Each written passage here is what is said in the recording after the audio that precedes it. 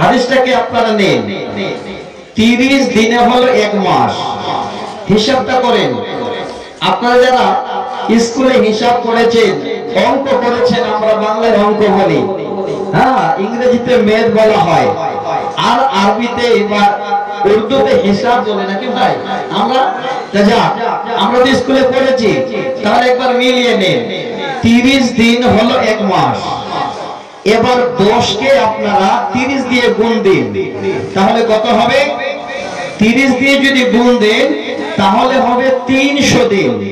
বুঝতে পারলেন তো কথাটা? 300 দিন যদি হয়, 300 দিনে কিন্তু 1 সাল হয় না, 1 বছর হয় না। কত লাগে? 360 দিনে, তাই না ভাই?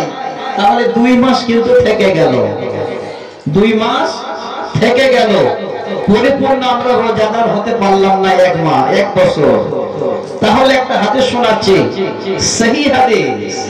নবীজি বলছে, মান সামা রমজানা সুম্মা আতবাআহু সিত্তাতুম মিনাস শাওয়াল।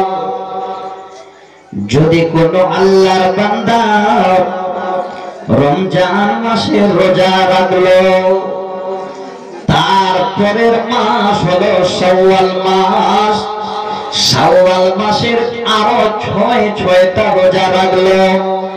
আমরা সবাই জানি 1 মাস রোজা করলাম মানে সারা বছর আমাদের রোজা হয়ে গেল। হাদিস হিসাবে সারা মাস আমাদের, সারা বছর রোজা হয় না, 300 দিন রোজা হয়। 300 দিনের বদলা পাওয়া যায়, কিন্তু 60 দিনের বদলা বাকি থেকে যায়। লাইফ টাইম যদি রোজাদার আমরা হতে চাই, তাহলে রমজানের পরে শাওয়াল মাস আসে, আর শাওয়াল মাসের 6টা রোজা যদি আমরা রাখতে পারি, নবীজি বলেন কাসিয়ামিদ দাহার, সে যেন লাইফ টাইম, সারা জীবন ধরে আল্লাহ রোজাদার বান্দা হয়ে গেল। সারা জীবন লাইফ টাইম সে যেন রোজা থাকলো। এবার আবার দ্বিতীয় 2 মাসের হিসাবটা নেন। যদি শাওয়াল মাসের 6টা রোজা রাখা হয়, তাহলে 6টা রোজাতে আবার 2 মাস কেমন করে পাওয়া যায়? নবীজি বলছেন, আল আশারু আল হাসানাতু বিআশারি আমসালিহা। আল্লাহ পাক বলছেন, এই 10 গুণ নেকি তোমাদের আমি রোজার দিয়ে দেব। নবীর হাদিস থেকে আমরা প্রমাণ পেলাম। এবার আপনারা নিজে আবার হিসাব লাগান। যদি এবার 6টি রোজাকে, 6 দিনকে আমরা 10 দিয়ে এবার আবার গুণ করি, তাহলে 6 10 60 হয়, আর 60 দিন মানে হলো 2 মাস।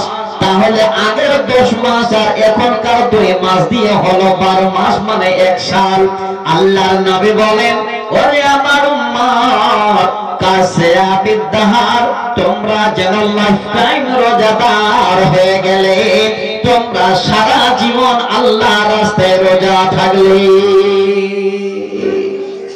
তাহলে কি করতে হবে? 1 মাস চলে গেল, আমরা এবার সবাই লেংটি কষে নিয়ে আবার 11 মাস পর খোঁজ করবো নাকি? না, একটু মিলাবেন। এই মাস যাওয়ার পরে যে শাওয়াল মাস আসে, কষ্ট করে 6টি রোজা করবে, এই নফল রোজাটাকে একটু চালু করে, তাহলে লাইফ টাইম রোজাদার হয়ে থাকতে পারবো। আর লাইফ টাইম যদি রোজাদার হয়ে থাকতে পারি, তাহলে স্পষ্ট ভাষায় বলছি, শুনেন ভালো করে, এর জন্য ভিআইপি একটা দরজার নাম আছে, জান্নাতের একটা গেটের নাম আছে, সেই গেটটার নাম হলো রায়হান। ওই রায়হান গেট দিয়ে এই লাইফ টাইম যারা রোজাদার, তারা আল্লাহর রাস্তায় ওই জান্নাতে প্রবেশ করবে।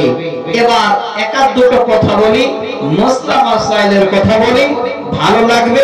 আমার মায়েরা যেহেতু আছেন, পর্দার আড়ালে আছেন, তো মায়েরা আছেন, তাহলে শুনে রাখবেন।